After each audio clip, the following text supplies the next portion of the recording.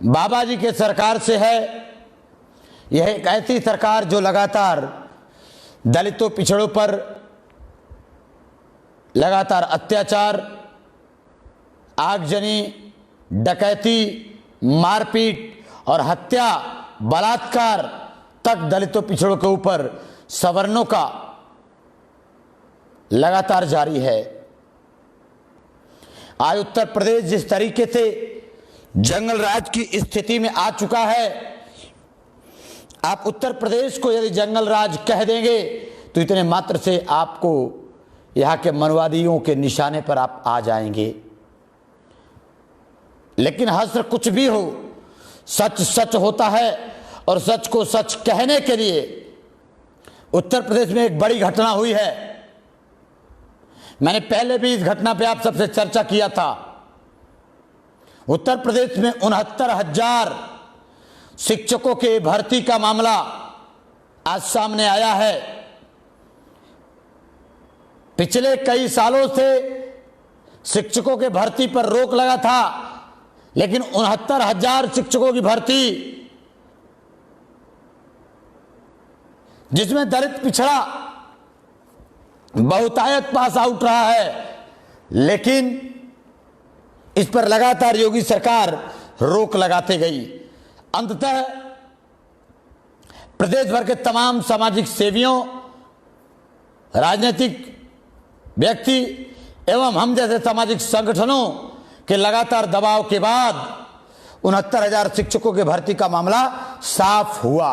लेकिन साफ हुआ ही, तदुपरांत सरकार के तरफ से भर्ती कराने का निर्णय बना, लेकिन मनुवादियों के इशारे पर, मनुवादियों के अपील पर हाई कोर्ट इलाहाबाद ने इस पर रोक लगा दिया। सवाल है कि रोक किन तथ्यों पर लगाई गई, रोक क्यों लगाया गया, रोक क्यों नहीं लगना चाहिए, और रोक लगना चाहिए था तो कब लग जाना चाहिए था। ये सारे सवालों पर आज हम आपसे रूबरू हो रहे हैं। वास्तव में रोक लगा है या यह मनुवादियों की साजिश है, इस पर भी हम आपसे चर्चा कर रहे हैं। प्यारे साथियों, 69,000 शिक्षकों की भर्ती इलाहाबाद हाईकोर्ट ने रोक लगा दिया। आज से ही पूरे प्रदेश में काउंसलिंग का निर्णय था। 69,000 शिक्षकों की नियुक्ति में उनके 1-2 गार्जियन साथ में काउंसलिंग में जरूर आए गए होंगे। तो सबसे पहला सवाल है, हाई कोर्ट से और उत्तर प्रदेश सरकार से, एक तरफ आप कोरोना काल कहते हो, महामारी कहते हो, दूसरे तरफ आप अपनी ऐसे कार्यप्रणाली जो समाज में, देश में जिस पर सवाल उठते हैं, जो शर्मकारी है, ऐसा क्यों कर रही है हाई कोर्ट। इस पर आज हम आपसे सवाल पर बात करते हैं। सबसे पहले आते हैं 69,000 शिक्षकों की भर्ती। 69,000 शिक्षकों की भर्ती पर मनुवादियों ने सबसे पहले हाई कोर्ट में अपील डाला था कि 69,000 शिक्षकों की भर्ती में ओवरलैपिंग नहीं होना चाहिए। इस मामले को मीडिया ने, मनुवादी मीडिया ने खूब तुल दिया था कि 69,000 शिक्षकों की भर्ती में ओवरलैपिंग नहीं होना चाहिए, क्योंकि हाई कोर्ट का निर्णय आया है पहले का। यह मामला तूल पकड़ता हुआ दिखा। तमाम सामाजिक संगठन, सरदार सेना समेत पूरे उत्तर प्रदेश में हमने राज्यपाल को नामित ज्ञापन सौंपवाया। तदुपरांत तमाम सामाजिक लोगों के दबाव के बाद 69,000 शिक्षकों की भर्ती का रास्ता साफ हुआ। लेकिन न तो ओवरलैपिंग रोकना या लगाना कोई क्लियर नहीं, कि किस तहत भर्ती कराई जा रही है। कोई साफ एजेंडा उत्तर प्रदेश शासन ने क्लियर नहीं किया कि ओवरलैपिंग होगी या ओवरलैपिंग नहीं होगी। अंततः रिजल्ट एक दिन पहले आ गया और रिजल्ट में लगभग 50% के आसपास दलित, पिछड़ा और माइनॉरिटी भी सफल दिखाई दिया।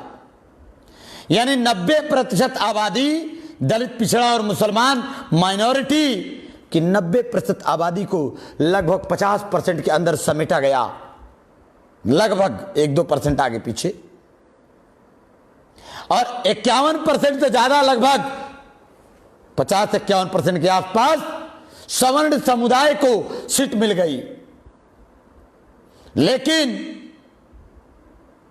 अंदर का विषय समझिए, शायद यह वैकेंसी या नियुक्ति पर इसलिए रोक लगाई गई है कि सवर्णों का मांग था, मनुवादियों का मांग था कि हमें ओवरलैपिंग पर रोक लगानी है, और साथ में ओवरलैपिंग पर जब रोक लग जाएगा तो 51% सीट सवर्णों के लिए रिजर्व हो जाएगी। 10% सवर्ण आरक्षण, मतलब लगभग 61% से ज्यादा सवर्ण, 10% वाली आबादी 61% नौकरियों पर नंगा नाच करनी चाहिए, और 39% नौकरी के अंदर SC, ST, OBC माइनॉरिटी को रह जाना चाहिए। ऐसा मानना सवर्ण समुदाय और मनुवादी लोगों का था, जिसके कारण एक अपील दाखिल, न्यायालय में एक याचिका दाखिल की गई। उस याचिका को दाखिल करने वाले जो लोग हैं उनका नाम बताता हूं। याचिका को दाखिल किया अगड़े समाज के रोहित शुक्ला, अंशु सिंह समेत दर्जनों सवर्ण समुदाय के लोगों ने एक नया साजिश के तहत हाईकोर्ट में याचिका दाखिल किया। हाईकोर्ट में एक याचिका दाखिल किया, नाम सुनना आपको जरूरी है, वो नाम है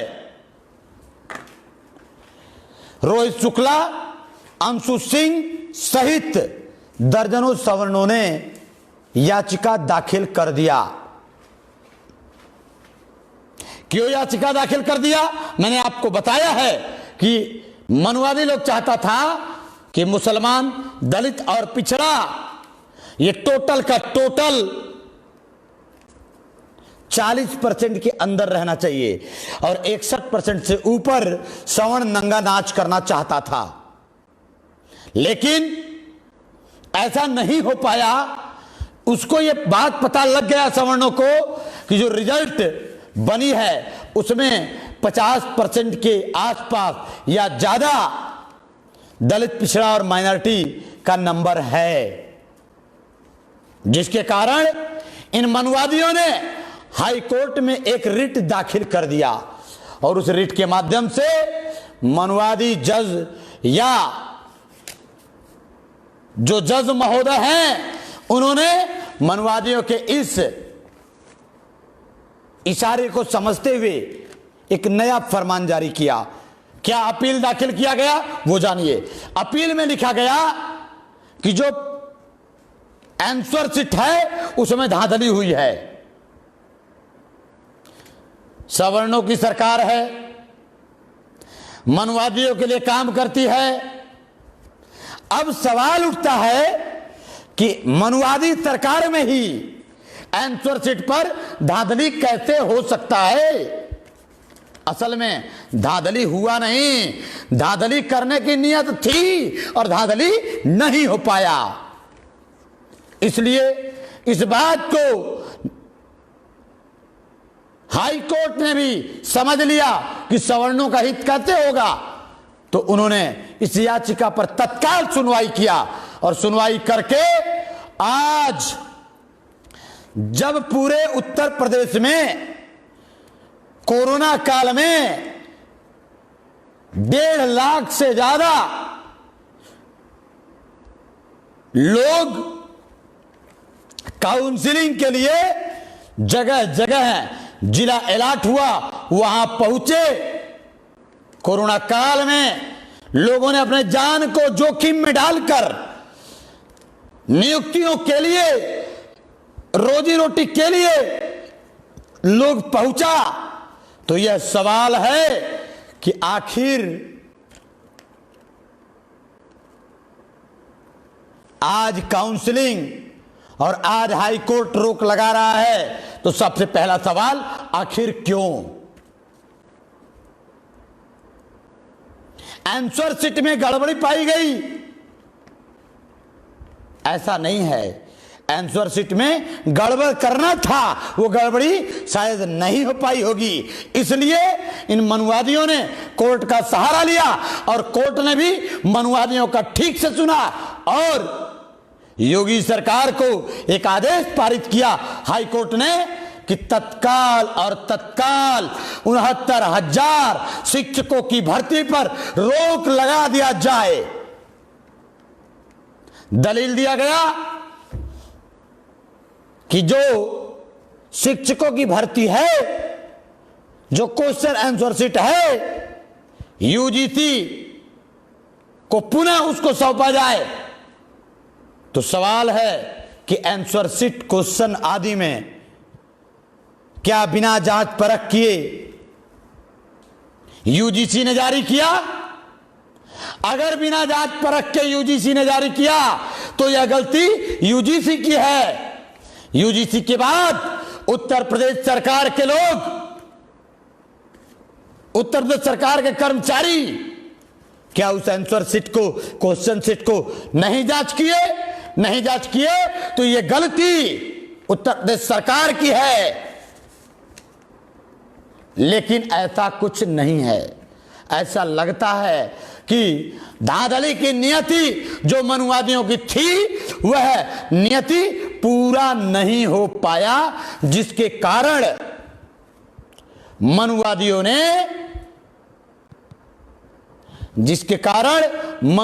ने रोक लगाने का काम किया। अब सवाल है, सरकार से सवाल कि आखिर यूजीसी इस पर ध्यान नहीं दी। सवाल है कि जांच किए गए पत्रांक जारी जो किया गया, उस पर सरकार के लोगों ने ध्यान क्यों नहीं दिया।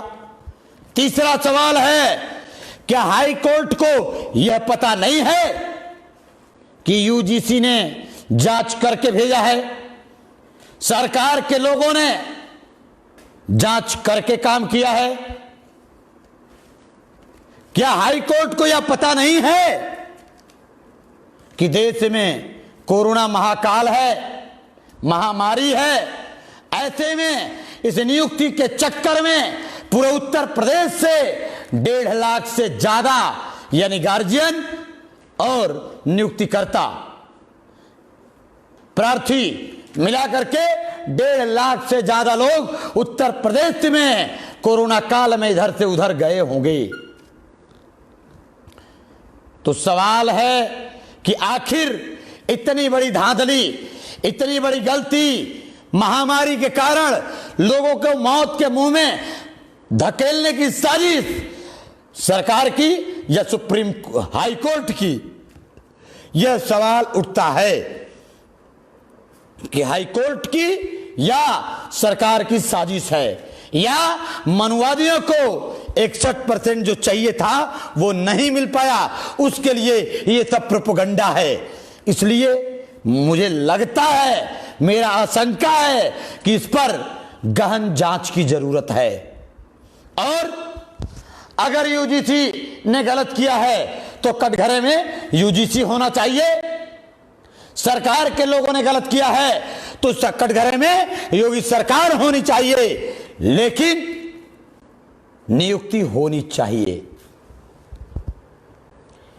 नियुक्ति यदि नहीं हो रही है तो यह सरकार के गंदे नीति या मनुवादियों की गंदी नीति या हाईकोर्ट के गलत नीति निर्देशन या आदेश के कारण देश और प्रदेश में एक बड़ी घटना और दुर्घटना है। वैसे तो उत्तर प्रदेश के योगी सरकार को इस बात के लिए महारत हासिल है कि उत्तर प्रदेश में अब तक जितने भर्ती आए हैं ज्यादातर कोर्ट के चक्कर में फंसा दिए गए हैं। क्यों? क्योंकि दलितों पिछड़ों को असल में वो अधिकार देना नहीं चाहते, मुसलमानों को वो असल में अधिकार देना नहीं चाहते। इसलिए इन मनुवादियों से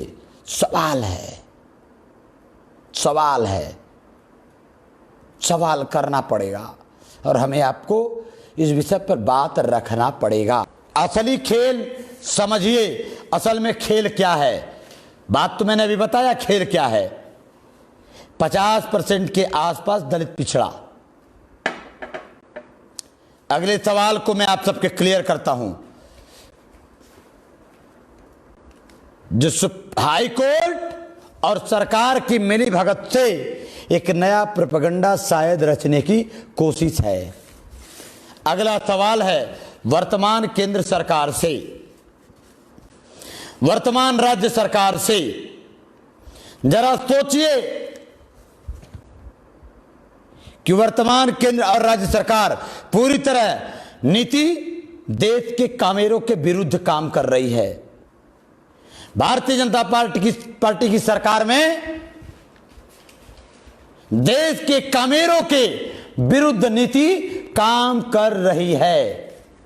जैसे उदाहरण समझिए, बिहार में नीतीश और बीजेपी की गठबंधन की सरकार है और सरकार के नीतीश कुमार ने पहले जब महागठबंधन था तब ही उन्होंने शराबबंदी लागू कर दिया।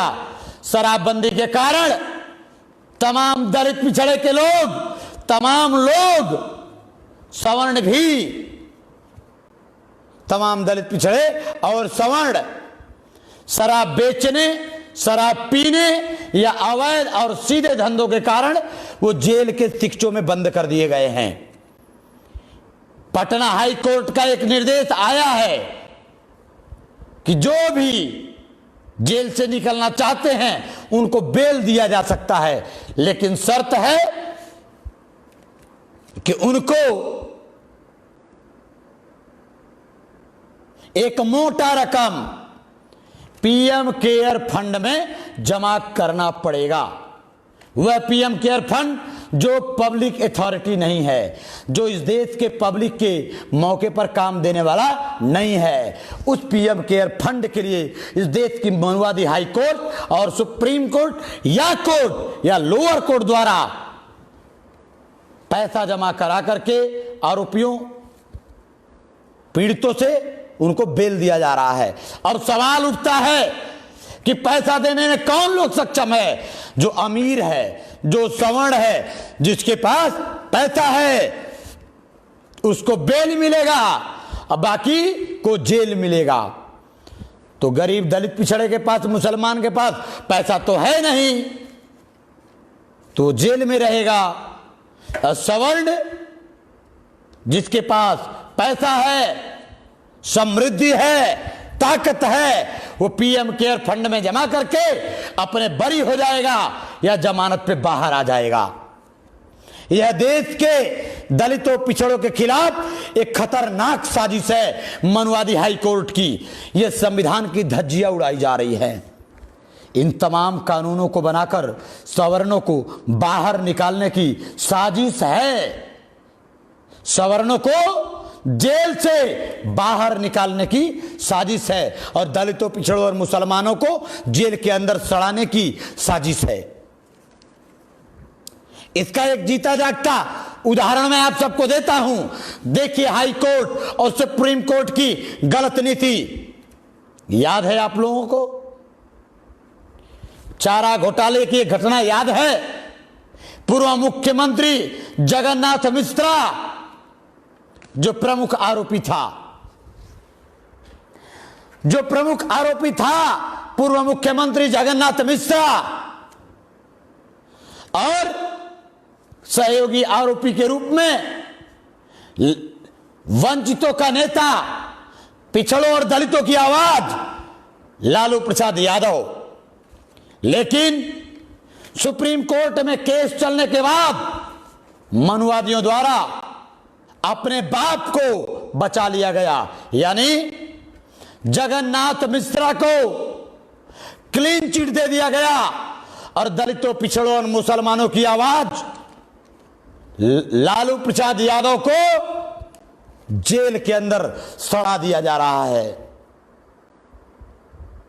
सोचने का विषय है, इस देश में जेल का खेल मनुवादियों के इशारे पर है।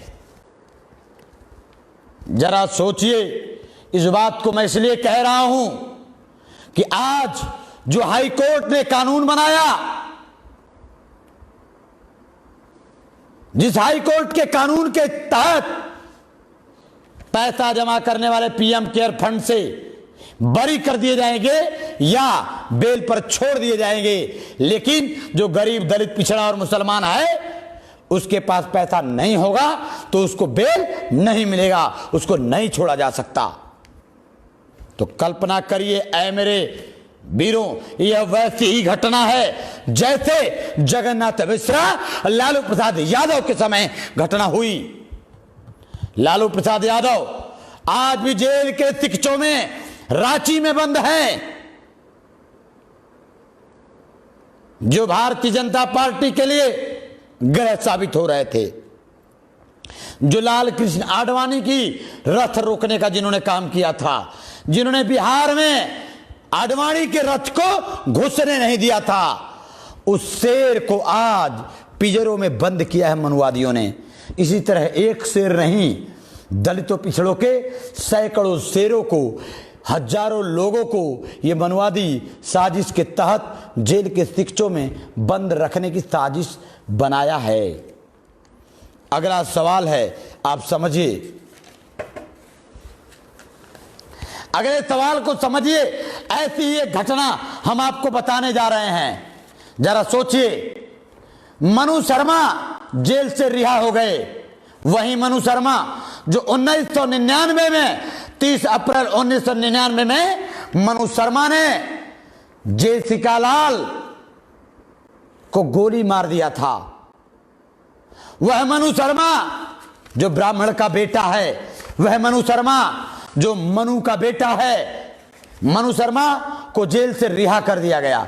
जेसिका हत्याकांड में मिली थी उम्र कैद की सजा, लेकिन जेसिका लाल हत्याकांड के दोषी मनु शर्मा को अच्छे व्यवहार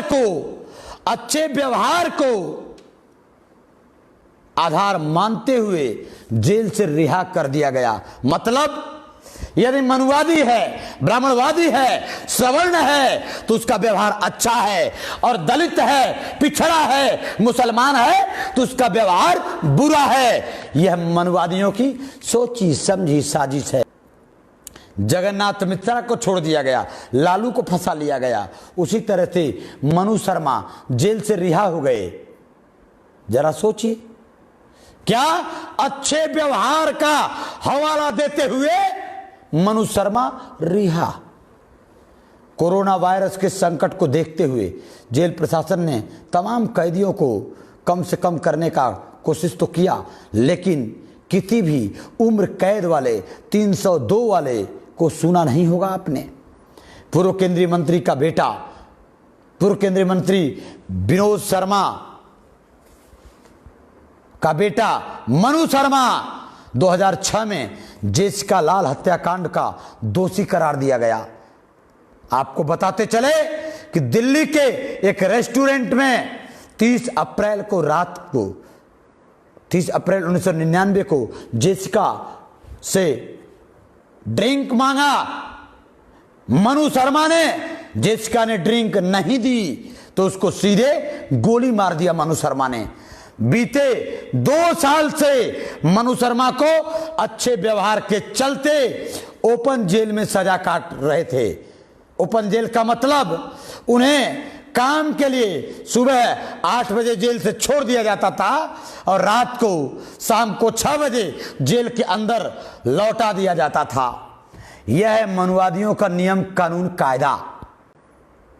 आपने कभी सुना कि दलित, पिछड़ा और मुसलमान के किसी बेटे के लिए अच्छे व्यवहार को मान करके काम के लिए जेल से बाहर शहर में खुला छोड़ दिया जाए और 8 बजे से लेकर के 6 बजे तक शहर के अंदर घूमेंगे, लेकिन 6 बजे के बाद उसको जेल में लिया के अंदर बाकायदे कमरे में होटल की तरह व्यवस्था करा करके जेल में रख दिया जाएगा। यह 2 साल से भारतीय जनता पार्टी की सरकार में मनु शर्मा को यह रियायत दी गई थी। क्या आपने लालू के बारे में ऐसा सुना है क्या कि लालू को अच्छे व्यवहार के कारण सुबह 8 बजे छोड़ दिया जाता है और शाम को 6 बजे जेल में रखा जाता है? कभी सुना? सिर्फ लालू ही नहीं, देश के तमाम दलित पिछड़ों को और मुसलमानों को कभी अच्छा व्यवहार में नहीं माना जाएगा। यानी कि दलित पिछड़ा और मुसलमान का अच्छा व्यवहार होता ही नहीं। इन मनुवादी कोर्ट के नज़र में, मनुवादी सरकारों के नज़र में यह सवाल है कि मनुवादी व्यवस्था में उम्र कैद की सजा पाने वाले मनु शर्मा और कुलदीप सेंगर को अच्छे चलन के व्यवहार के कारण जेल से रिहा कर दिया गया। इतना ही नहीं, कुलदीप शर्मा जो रेप का आरोपी पाया गया, कुलदीप सेंगर जो रेप का आरोपी पाया गया, बीजेपी का विधायक, पीड़िता के तमाम परिवार के लोगों को मौत के घाट उतार दिया। यही कुलदीप सेंगर साजिश के तहत मरवा दिया। लेकिन कुलदीप सेंगर और मनु शर्मा जैसे अधिकारियों को अच्छा व्यवहार मान के, मतलब वो बलात्कार किया तो अच्छा व्यवहार है, मनु शर्मा ने हत्या कर दिया तो ये अच्छा व्यवहार है, अच्छा व्यवहार मानकर कोर्ट ने इनको रिहा कर दिया। जरा सोचो दलितों, पिछड़ों और मुसलमानों, इस देश में किस तरह की मनुवादी कार्य हो रहा है, आपके खिलाफ हो रहा है। नेशनल दस्तक की आपसे गुजारिश है कि अगर इसको बचाना चाहते हैं तो नेशनल दस्तक को सब्सक्राइब करने के लिए रेड कलर के सब्सक्राइब बटन को दबाएं, फिर बेल आइकन की घंटी दबाएं। नेशनल दस्तक को बचाने के लिए बहुत जरूरी है कि हर खबर को शेयर करें, लाइक करें, कमेंट जरूर करें।